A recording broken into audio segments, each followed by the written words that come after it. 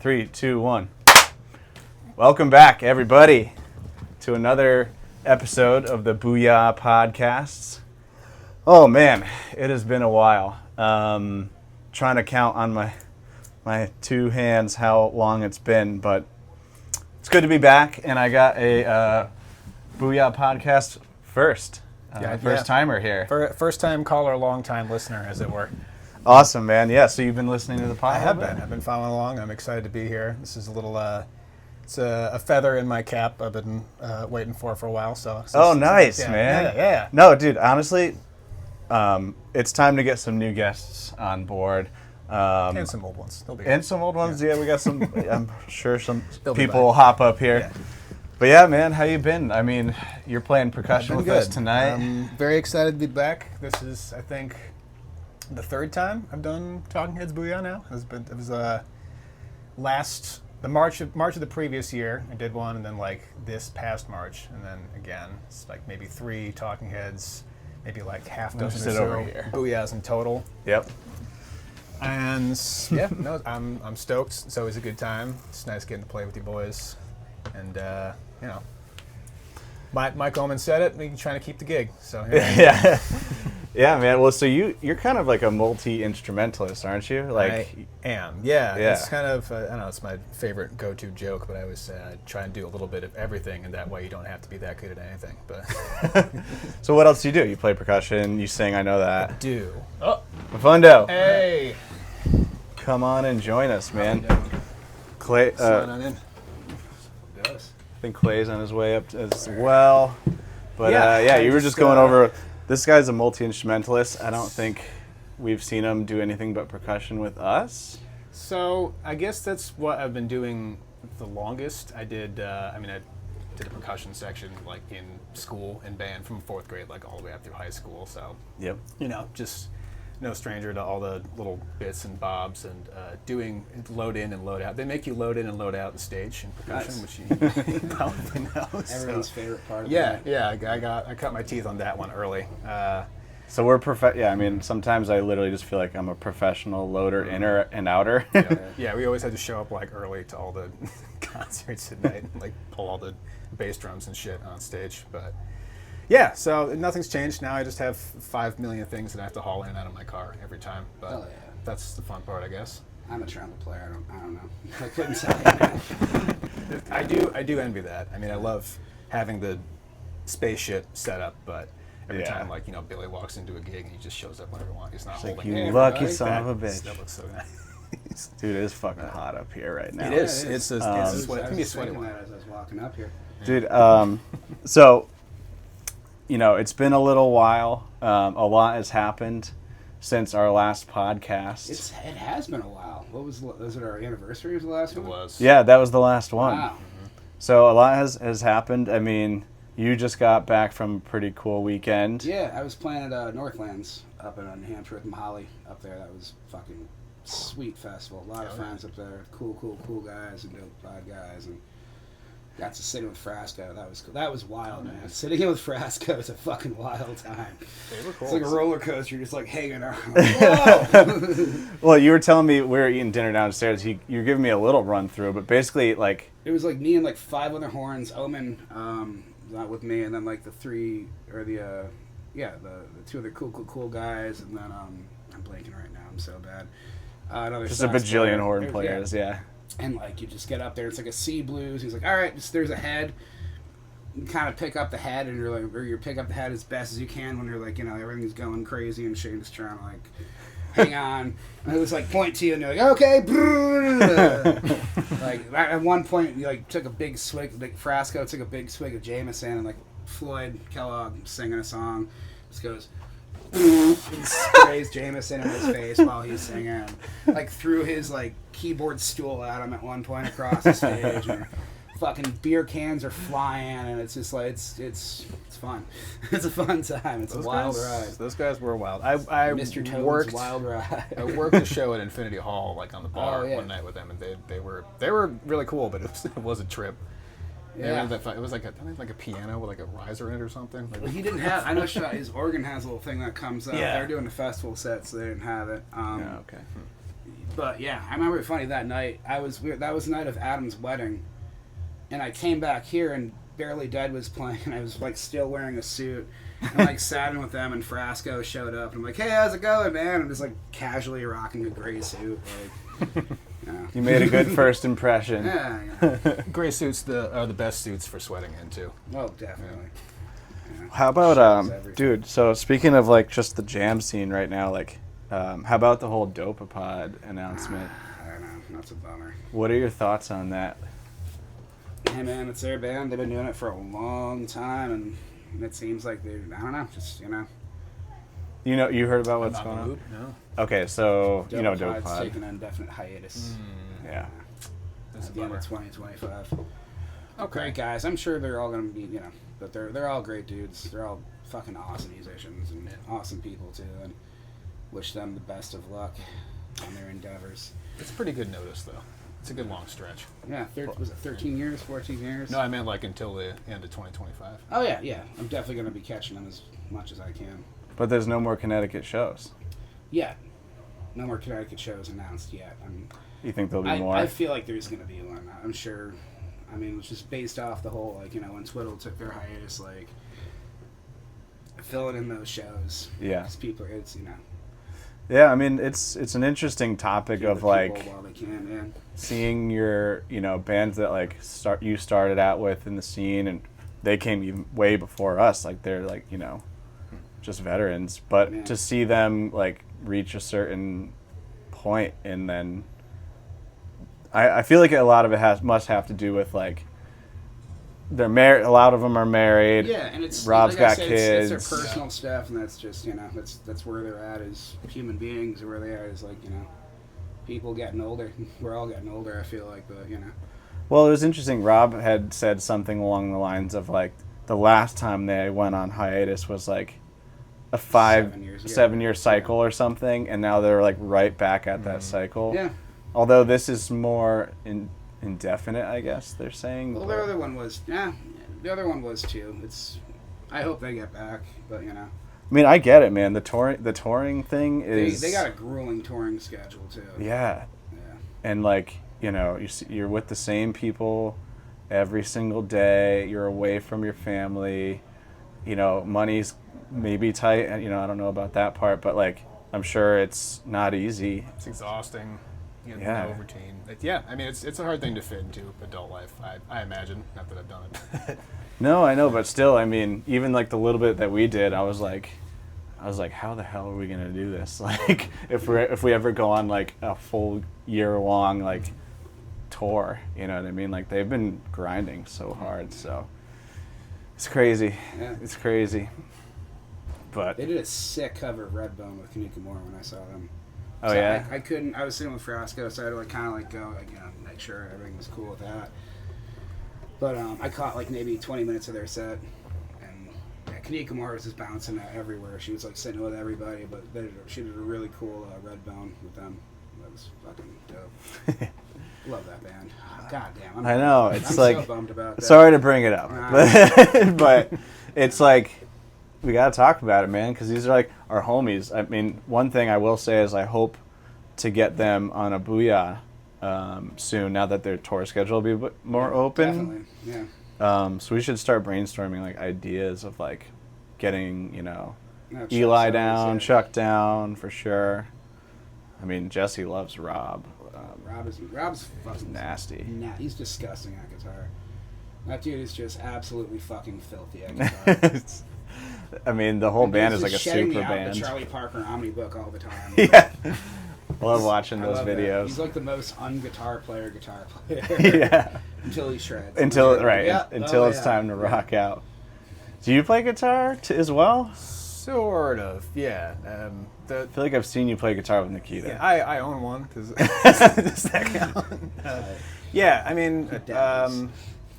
I guess, yeah, again, I did percussion for a long, long time. I like picked up a guitar briefly when I was like 15, like learned a couple chords, forgot about it for like 3 years, and then I kind of didn't really start playing it with any consistency until I was already out of high school.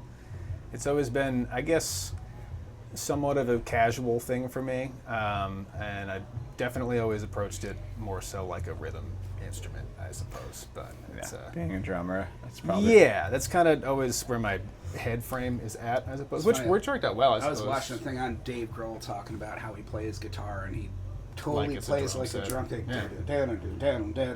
Yeah. Which makes a lot of sense. That ever-long intro is just like, what is him playing a kit, but like on a guitar. On a guitar. Yeah. He's just like a riff machine, basically.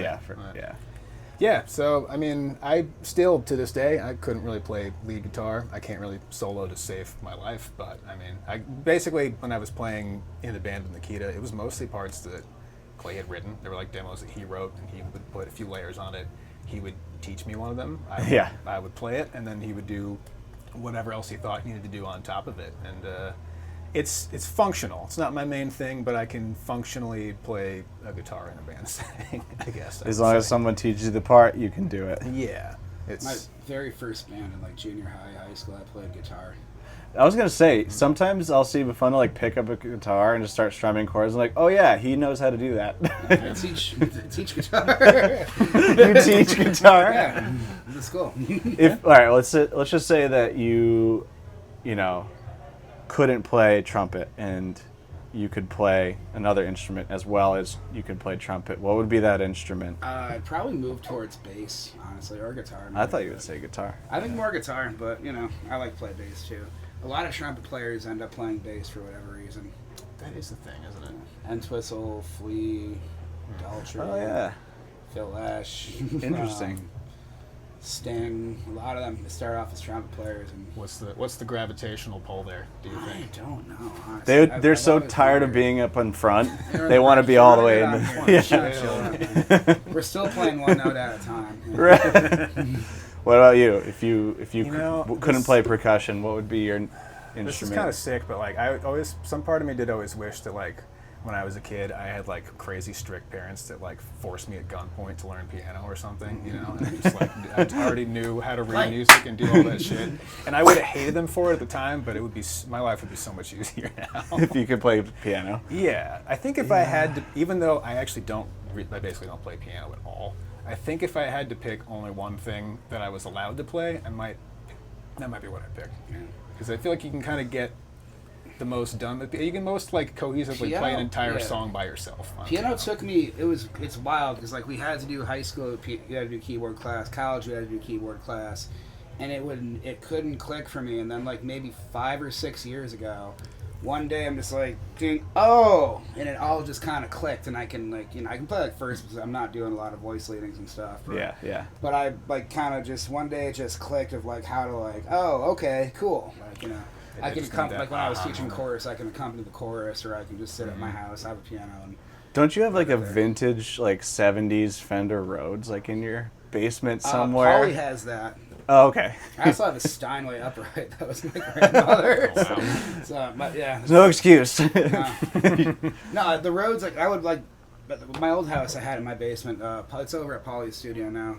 We use that to stuff for tracks and stuff. Yeah. I should have learned it, man. I was talking about being in percussion section in like elementary school, and like they would always take us for our weekly lessons. You go down, you just like spend half an hour, and they teach you some shit, and they'd be like, okay, here's the xylophone, and here's what we're gonna do with this. And I'm like, I don't want to do that. I want to hit the fucking bass drum. I should have learned it. Every little kid wants to slam the gong or the bass drum. How could you resist the call of that? Yeah. But it would have made a lot of things made a lot more sense. It would have made the road a lot easier. I wanted to play drums when I was a kid, but my parents were like, fuck no, you're not playing the drums in the house. Smart. Here's Smart. a drum. Yeah. Your loadout will be significantly easier. They were thinking of your lower back. Yeah. And their own sanity. Yeah, all that too, and the neighbors. I was gonna say my dream is if I couldn't play drums, my dream would be to buy like the biggest earth-shakingly, massive bass rig, and just play reggae bass in like a sick reggae band, and just that. Nate Edgar style. Yeah, just reggae bass, nothing else. Just vibrate people's. Yes, I want intestines. to make everything shake. That's such a cool thing. I want to loosen some bowels. That's what I paid for. Yeah. Yeah, man. So what else is good? What else is new? You're done with school. I'm free. I'm done. It's over. What's on the docket for the summer? Been golfing. I got back into golf. Yo, we got to golf. I just bought golf. Clubs? No, I got golf clubs for my mom. It was like her old set, which was like unisex, not like a female set, but she was nice enough to gift it to me. Thank you, Mom. So I went out and just bought a bag for the golf clubs and a driver because it didn't have a driver. So like I'm ready. Oh yeah. Do you need shoes though? I wear shoes like little spikes. You can use sneakers. Can't imagine you in golf shoes. It's funny. They look just like these, but they have spikes in the bottom and they're all black. Okay. Yeah. Okay, I thought they were like these like Dapper Dan like white. Oh, I'm not that fancy, man. You don't have like the plaid sweater vests. And oh hell no! I just wear hats. like shorts and like whatever, like a nicer T-shirt or something. Oh, the court. I usually play Goodwin Park over by South End Hartford. I love that park because like you can just you go out there like on a weekday, no one gives a shit. Like, that's where I want to go. I want to like go somewhere we can like rip fucking beers, like oh god, yeah, no, like all day on the course. What that park is meant for. There's no rangers going around. Yeah. There's no starters. We're like, all right, just bring the cart over there or whatever. Just don't, Yeah. Is there a beer cart? Golf. There is. I didn't see it when I was out there, but you throw a few in your golf bag and you're good to go. Yeah. I just discovered my golf bag has an insulated pocket. Oh yeah. So actually, for beers. Golf That's rules good. I They go play. hand in hand. The rules I play, I was taught by a friend of mine and Kevin Verduccio. Every beer you drink is a stroke off. Oh. So, you can have like... You could be playing pretty shitty. You play shitty, you shoot like a 110 or something, but you had 15 beers. You broke 100. That's a good day. It's a good day. It's a good day. Do you have but to, then there's a perfect line, and if you get too, it could be bad. Right. If you're really good, do you have to play worse as a handicap if you're like really effective at drinking beers? Like if you're really... It's like, honestly, You're thinking about yourself. I'm not great right at now. golf, Yeah. but I'm great at day drinking. So, Yeah. So then that's your strength. So my advice would to be drink as much as possible. Take Dude, my advice. all right, I was a golf counselor. Wow, you teach guitar I and taught golf? golf and guitar. Wow. This man does it all. Yeah, What teach the it hell? all. Both of you guys are like chameleons. You can do right. it all. Yeah, no, we got to get on the course though. I want to hit the driving range first and just like get my swing back a little bit, and then we're gonna go Get like some piss missiles. some piss missiles. Dude, that meme was hilarious. And you don't golf, do you? I guess used to a long time ago. My dad would always go with his friends, and like they would take me, but I was like 6 or 7, so they would Just just hang out I would in the like cart. I would like hit a ball every time they did, but like I wasn't playing the You game. weren't, or yeah. anything. It's like your dad gives you like a piece of wood and a hammer, and it's like, all right, here, bang on this. You're helping. I went to some golf camps with golf counselors at them, I guess, but it hasn't been a part of my life in probably 20 years. But again, any Dude, excuse same. to drink out in the sun in the afternoon, I'm down. It's all about being in nature. Just kind of, it's zen. It's like just hit the ball. Just get that ball in the hole. That's your Right. job. That's all you got to worry about. Very simple, very difficult game. Dude, honestly, if you think about it, like all sports are like the same premise. Like get ball from here to there. Yeah, although golf, I would say it's just you. There's nobody else. There's nobody Good in point. your way. There's no one defending you. There's no one trying to like hip check you. You're not going to get like tackle. But then again, sometimes you're your own worst enemy, and like you can get in your own head and just be stuck in the fucking brushes or something like that. Yeah. But it's also good for dealing with that and just being like, all right, take a fucking break, breathe. Drink All right, beer. we're good. It takes a lot of focus. I feel like that's why I stopped. I was on the golf team in high school, and like, I just got so frustrated. Like, I don't get frustrated easily, but golf would piss me off. I just wanted to huck my clubs across the course. My grandfather was good at that. Hucking- He would shuck the putter a bunch. So that was what he was known for. All right, so we got golf on the list for this summer. What else do we got? Day Gotta float. drinking. Gotta float, man. I was gonna say, speaking of hit the day river. I need drinking, to float. I've never been on. gotta come I've on never been on float. the Farmington float. Fucking what? I know. I want to do it. That's where It's like at. the ultimate do nothing and day drink activity. You're like, literally, no, you're not even walking. You don't have anything Nope. to do except for Nope. drink. You have no choice. That's dude. your most activity you got. And it's like depending on the like how the river is that day, like the current, it could be like I'm like out there for 4 hours. 3-4 hours, or it could be like an hour and a half, and you're like, shit, now what do we do? We've had some pretty reckless flotilla cities put together out there, like over 20 people. Dude, yeah, it was Sounds like epic. a good time. Are you coming camping, by the way? I would love to, yeah. I haven't RSVP'd because I'm not barely on social media because I'm an old man, but Dude, that you're sounds like super not on fun. social media. I really am not. Like your Facebook profile is like, it's over 10 years old now. yeah, My like completely inactive. picture. I'm like, I have an Instagram. There are no posts on it. It's like it's almost worse than if I didn't have an Instagram at all because it makes you look like a serial killer. Yeah, you're just lurking, man. You know. Yeah, but it's like that's just me. I tagged you on something today, and I was Yeah. like, I think this is it. Like, you know, this is his name, but like, all of my posts. it's like this ancient picture of you. Lots of pixels. Yeah, it was like literally like when you Yeah. first Was this started. taken on a Cool Pix? It's, oh, God. I keep telling myself I should get back into it and I don't like. I'm not really a big social media person, but just because I am kind of connected to all this, it's a good tool that I just have not invested in. I can't bring myself to. Ultimately, I don't like it very much. I'm just not really into social media. I think it's it's kind of a gross, destructive thing, but it's also necessary. Like you kind of can't. Yeah. It's hard to really have a career. I have a without daily it. battle with this, what we're talking about right now. Like, just that daily battle of, like, I'm using social media too much. Or, like, it's a necessary evil, Yeah. you Like, know? we might need it, but it also might be the worst thing that happened to us in the last 20 years. Oh God, for sure. Yeah.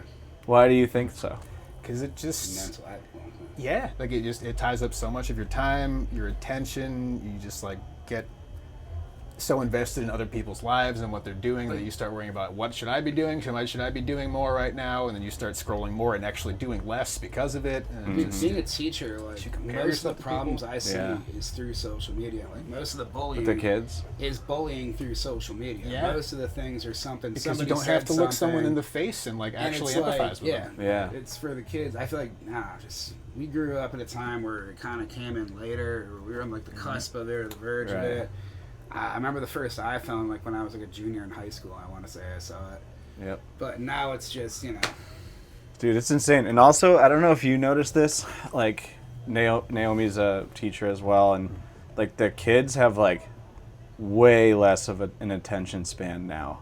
oh God, Like, because of the scrolling thing, where it's just, like, very short I'm done bursts with that. of, what's it called? The stuff in your brain that makes you feel pleasure? Dopamine? Yeah, it's like little rushes of Yeah. dopamine, and they have to keep scrolling to get more and more.